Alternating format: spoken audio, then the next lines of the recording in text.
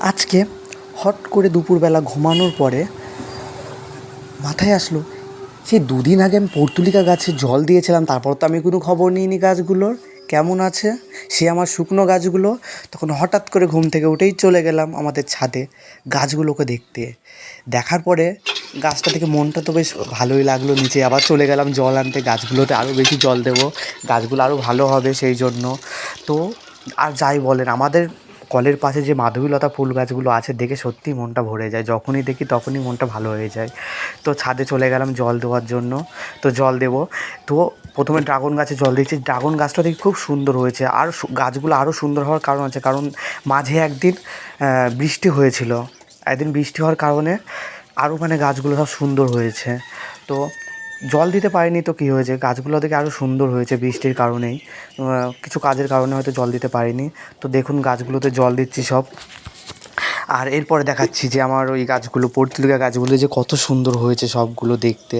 আপনারাই দেখবেন, দেখুন কত সুন্দর সব গাছগুলোর একেবারে লতা পাতা বেরিয়েছে, খুব ভালো লাগছে। খুব সুন্দর গাছের ঝাড় হয়েছে। এই যে আমার অ্যালোভেরা গাছটাও খুব সুন্দর একটা মানে কালার এসেছে, গ্রিন কালার। এইদিকে সব গাছগুলো খুব সুন্দর হয়েছে, কিন্তু এই শুকনো গাছগুলো ভাবছি, শুকনো টবে ভাবছি কিছু গাছ লাগিয়ে দেবো। তো বেশ মজাতেই নিচে নামলাম, এসে দেখি বেড়ার ধারটা পুরো ফাঁকা হয়ে আছে আমাদের বেড়ার ধারে।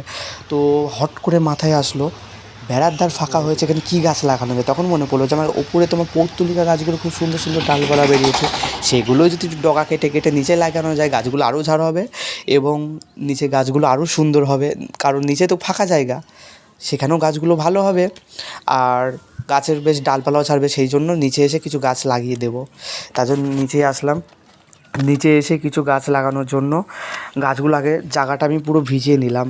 ভিজিয়ে নেওয়ার ওপরে পরে কিছু গাছ ওপর থেকে সব কেটে নিয়ে এসে নিচেই সব গাছগুলো লাগানোর বন্দোবস্ত করছি। তো দেখি তারপরে কী হয়, গাছগুলো লাগানোর পরে আপনাদেরকে পরের আপডেটটাও আমি দেবো যে গাছগুলো কত সুন্দর হয়েছে।